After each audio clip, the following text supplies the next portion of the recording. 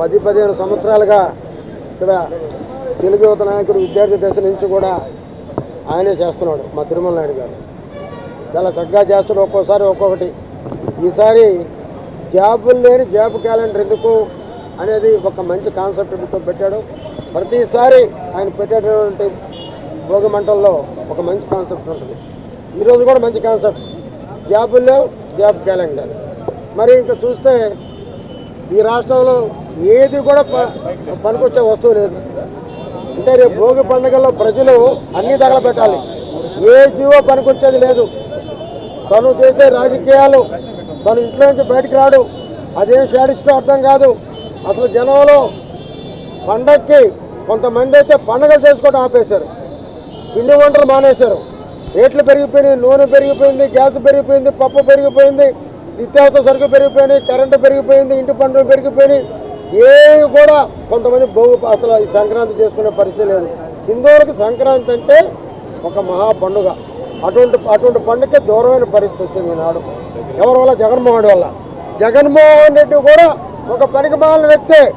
మన పనికిమాలిన సామాన్లు, అదే రకంగా పనికిమాలిన జీవోలు ఎలా భోగిమంటలు వేయమంటున్నామో జగన్మోహన్ రెడ్డి గారు కూడా ఒక పనికిమాలిన వ్యక్తి.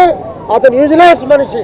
ఆయన ఏం చేయాలో ప్రజలే నిర్ణయించుకోమని ప్రజలు కోరుతున్నాం. ఈరోజు భోగి మంటల్లో కాల్చడం జరిగింది. మరి ఈ రాష్ట్ర ప్రజలకి మంచి రోజులు రాబోతున్నాయి. ఎలాగైతే సంక్రాంతి కొత్త పండుగో రాబోయే సంవత్సరం ఈ ఎలక్షన్ తర్వాత మంచి రోజులు రాబోతున్నాయి. అయితే ప్రజలందరూ కానీ రావు మంచి రోజులు, తెచ్చుకోవాలి మంచి రోజులు. మన చేతిలో ఉంది. మనకు మంచి ప్రభుత్వం కావాలంటే మంచి వ్యక్తుల్ని ఎన్నుకోవాల్సిన అవసరం ఉంది. ఈరోజు ఈ రాష్ట్ర పరిస్థితి, దుస్థితి మీ అందరికీ తెలుసు. మన బిడ్డల భవిష్యత్తు బాగుండాలంటే మళ్ళా చంద్రబాబు నాయుడు గారు లాంటి అనుభవమైన వ్యక్తిని తెచ్చుకోవాల్సిన అవసరం ఉంది.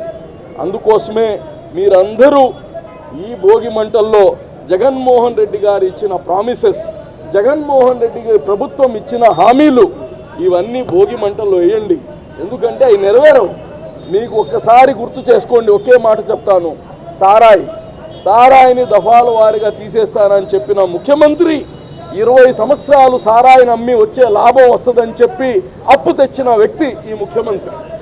అందుకోసం ఆడబిడ్డలు తాలిబొట్లు పోతున్నా పట్టించుకోని ముఖ్యమంత్రి ఇంకా మన జీవితాలు బాగా చేస్తా అనేది మర్చిపోండి.